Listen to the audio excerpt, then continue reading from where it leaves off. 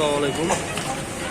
কক্সবাজার থেকে ছেড়ে আসা আন্তনগর কক্সবাজার ট্রেনটি বর্তমানে চিটাগাং রেল স্টেশনে বিরতি দিয়েছেন। এই বিরতিতে অসংখ্য মানুষ আজকে যেহেতু রোজা মাস, রোজার বিভিন্ন আইটেম কেনাকাটা করতেছেন এবং ইফতারের জন্য প্রস্তুতি নিচ্ছেন। এছাড়াও তারা বিভিন্ন আইটেমের খাবার সরঞ্জামারি সংগ্রহ করতেছেন। আজকের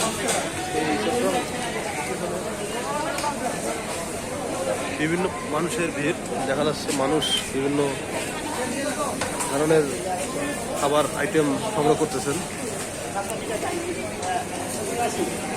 তো দেখতে পাচ্ছেন যে ফল, ভাই এক ফলের দোকানে ফল নিতেছে, কত সুন্দর একটা ফল।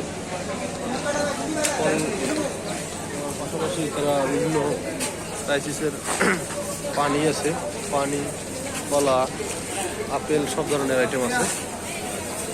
সুন্দর এই মুহূর্তে আজকের এই দিনটা অত্যন্ত ভালো হবে। আশা করি সবাই ভালো থাকবেন, সুন্দর থাকবেন।